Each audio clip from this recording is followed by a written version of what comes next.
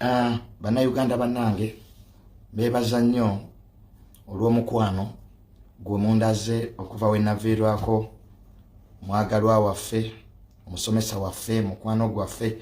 taata wange mwami Tamale Mirundi Senior. Busirumwe wali bumanye ensi yaffe bugikutte bugimaze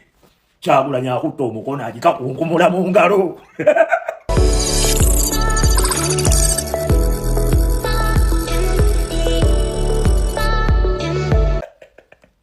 Mukiseko ogenda kufa bemuse bonna mumaze nga balangirira nti gundi tugenda kutta gundi tugenda kutta. Kwegamba bemwagala okube muse bonna mumaze balangirira. Mukiteezi kasasiro gwe mwakubyemu bomu natta abantu mwamaze bagamba nti tugenda kuba bomu kasasiro abatte. Mukubya abaana babende amasasi misana tuku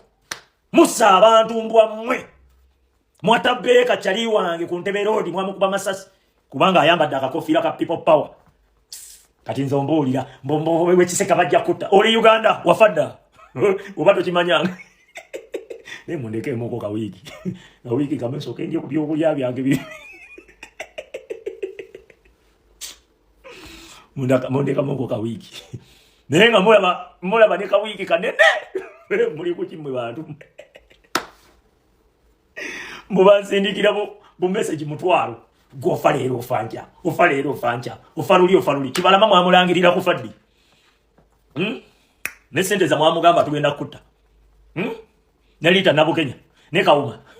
buli lunaku mutabosi lero mulanze ogera notunulira obuvubuka n'ebirenzi byeyingiza mu nsonga ennene tebimanyi makulu gaabyo biri eyo byasambirira bwasambiriza n'obalengera zinembuzi mwe ayagala okutta ate gwataafe jangutte onsange eyo nga nakutegekera emiggo nja kusookayo nkwetegekere oba bakatuuka booti gwe kamba bulire okusaaga tusoke tukuzza ebbali ebyokufa sibitya oba ondaasizza Uganda eyo abagenzi bali eyo batutunuulidde baseeka bagamba twalubalekamu Uganda oli bwafa abaalukuleseemu nkubuulira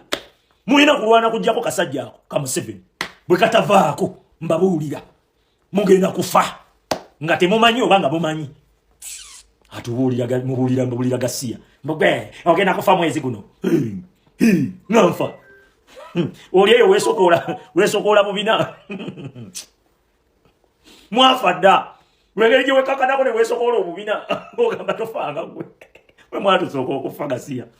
ambuulira okufa gwogamba ebbanga lyenyingiridde mu bino ebintu olowooza mimazeemu bbanga ki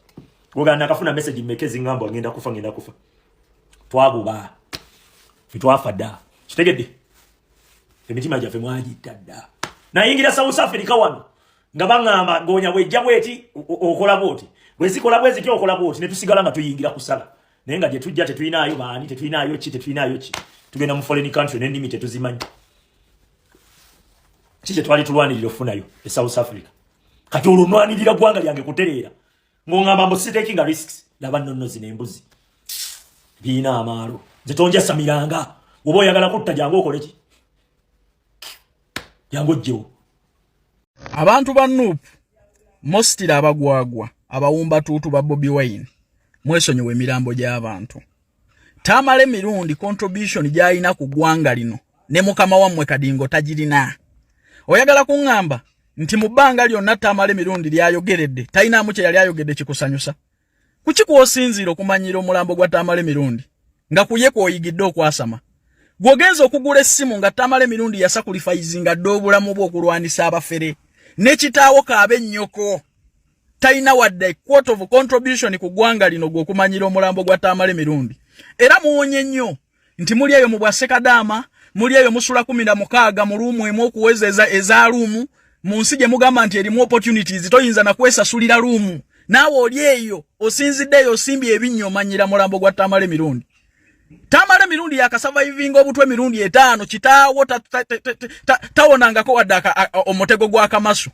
ng'osinziira ku ky'okusimba ebinnyo kaabe mukama wammwe Kadingo abadde ali mbisi yagali mu kuyimba ali mu kunywanjaga nga Tamale Mirundi alwana n'abafere weya yuwadde kitaawo nga Tamale Mirundi alwanisa abali abaganda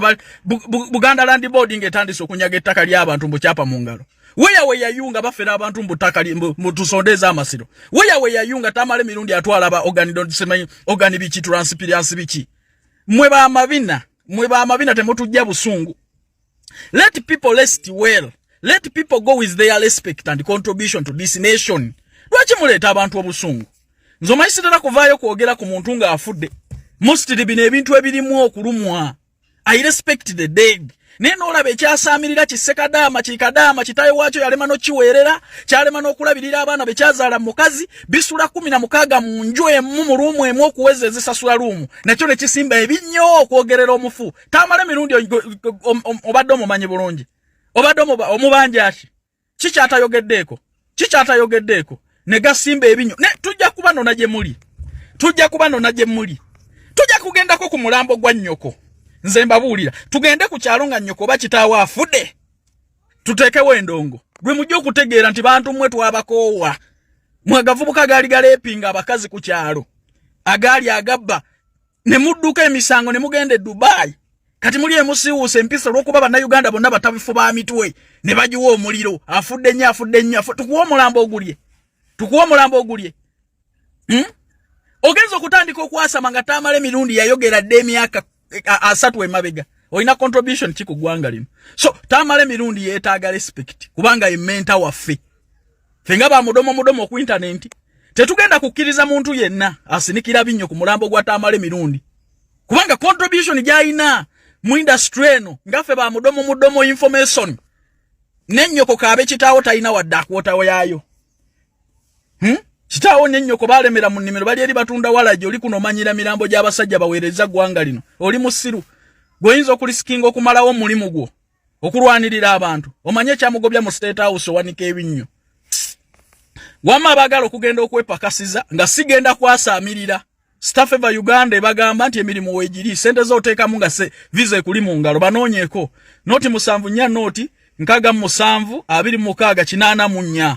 beetaaga abawala n'abalenzi genda kola mu ggwanga lya Kuwait nga bawaita ne bakirina milioni 1.5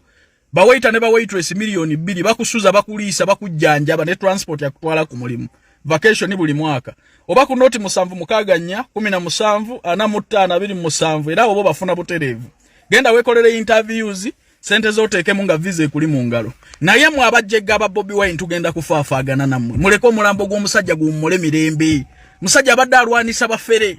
badalwanisa bali banguzi Tamale Mirundi yatandika dde okulwana olutalo lwe oba enaalemo temusiimye oba enaalemo temusasudde but nkakasa bukakasa yali akulwanidde ku lutalo olukuyamba oyo abasasula kadingo okumanyira abantu abadde nga mu kunywanjaga nga Tamale Mirundi alwanisa nguzi mu ggwanga lino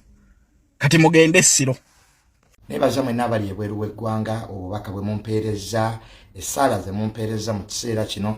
ekyokusoomoozebwa wano bange mwenna ab'ebweru n'abali wano munda mu ggwanga mwebale nnyo mwebalire ddala. Neebaliza nnyo ddala abo bonna abasobodde okujja ku kyaki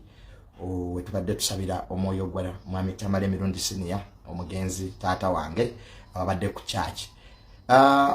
Enkya ku Lwokutaano lwe lunaku olusembayo dadi okubeera mu Kampala era tugenda kubeera Kyengeraawo makaga ag'Ekyengera. Gwe mukisa gokka bakwano be abamwagala ennyo gwe musigazizza okumulabako. Osobola okuyambibwa ng'oyita ku namba 07096401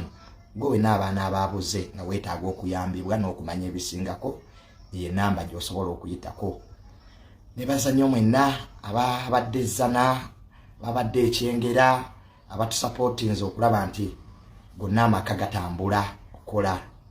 emikolo gino egisembayo mu bulamu bwa ddadi. Ate era esimu gye mbasomedde kosobola okuyisa gwe wenna ayina obubaka osobola okussaako kwano banga balina obubaka musobola bossa ku ssimu eyo 07096401501. Ku Lwomukaaga dadi ajja kutwalibwa mu kyalo ewaffe Kalagala Kaliisizo ate ku Sande aziikibwe. So kama abakuume mwebale kunsupportinga mwebale kunjagala mu kiseera kino eky'obulumi ekyokusoomoozebwa ekyokusoberwa kyendimu nga mwebale nnyo Mukama abasaasire era abakuume.